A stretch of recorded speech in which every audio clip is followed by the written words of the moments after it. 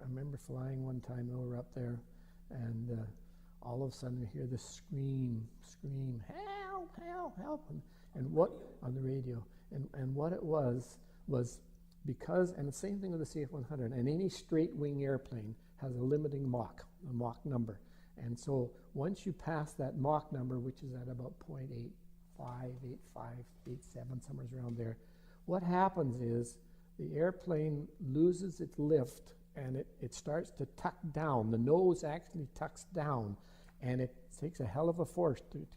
And so this kid, I think he was a Turk, I don't know what he was, I don't know to this day. But anyway, what happened was he wasn't watching what he was doing, and he got past the limiting Mach, and he ended up, and he didn't have enough sense to throw out his speed brakes and slow himself down to get below it, and he ended up right into the ground. Oh yeah. But he was screaming all the way down. Anyway. Those situations, I mean, things would happen Yep. so incredibly fast. Yeah. It's hard Yeah. as someone who's never traveled at a speed like that, it's hard to imagine how quickly. Things happen fast, that's quite true, and that's why you don't want to panic. Yeah. We were always taught that if you're still alive 30 seconds after an accident or after an emergency, chances are you're going to be able to survive. If you survive.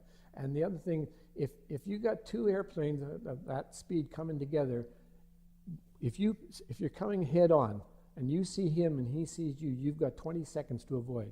Okay? But that's why you have regulations and why you always alter to the right and all this sort of stuff. Yeah. So how do you keep your head in a split second like that? Training. Yeah. And boy, I mean, that's why it was 18 months. And they put you in the simulator and went through every kind of emergency, and you were constantly having to the same as you are today. I mean, airline pilots go through it all the time, same thing today, and it's basic training, So everybody thinks the guy, for example, who put the airplane into the Hudson River is a big hero. He simply followed procedure, And if you follow procedure, chances are you're going to be okay. He wasn't a hero. He did what he was trained to do to land that airplane. Yeah, bring it under control and put it on the water. Yeah. Find a spot. We were always doing practice force landings. And